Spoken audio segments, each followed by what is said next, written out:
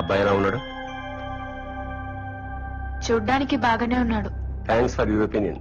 వీడు నా స్నేహితుడు కొడుకు. ఈ మధ్య తెలిసిన వీడికి ఇంకా పెళ్లి కాలేదని.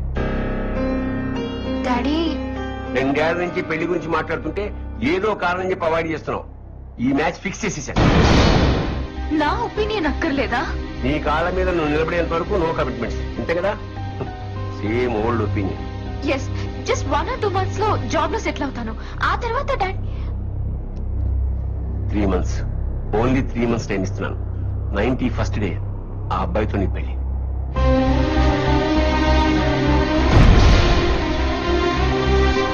ఐఎమ్ ఎక్స్ట్రీమ్లీ సారీ అండి. ఆ గొడవకి నాకు ఎటువంటి సంబంధం లేదు. అయినా నా ఫ్రెండ్స్ చేసిన తప్పుకి నన్ను శిక్షిస్తారేంటండి? ప్లీజ్ నన్ను అర్థం చేసుకోండి. అయినా మిమ్మల్ని ప్రేమించి నేను గొడవ ఎందుకు చేస్తాను? మీరు కనిపించిన దగ్గర నుంచి నేను పూర్తిగా మారిపోయాను. నా స్టడీస్ కూడా నేను దూరం అయ్యాను. రోజు మీరే చూస్తున్నారు కదా, మీకు నా ప్రేమ కనిపించట్లేదా? ప్లీజ్ అర్థం చేసుకోండి. మీరు నన్ను అవాయిడ్ చేస్తుంటే నాకు చచ్చిపోవాలనిపిస్తుంది. ఏంటి బ్లాక్ మెయిల్ చేస్తున్నావా? ప్రేమిస్తున్నానండి. ప్రేమ? నా పరిస్థితి తెలుసా నీకు? ఆ ఉద్యోగం ఎంత ఇంపార్టెంటో తెలుసా? చాలా కష్టపడి ఇంటర్వ్యూ వరకు వస్తే మొత్తం నాశనం చేశాం. అది కాదండి. పోలీసుల దగ్గర దెబ్బలు తిన్నా కూడా నీకు బుద్ధి రాలేదా? నేను చెప్పానా నా కోసం మీ వాళ్ళందరినీ వదులుకోమని?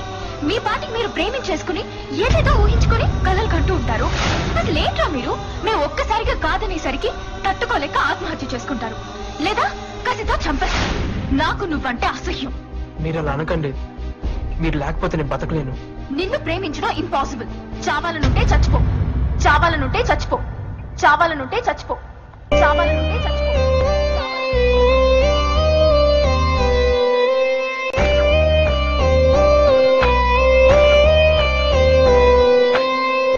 ఏం నేరం చేశానేమో ప్రాణం దూరం అయ్యేలా, ఏ శాపం సెలవిచ్చిందో శ్వాసే ఆగేలా.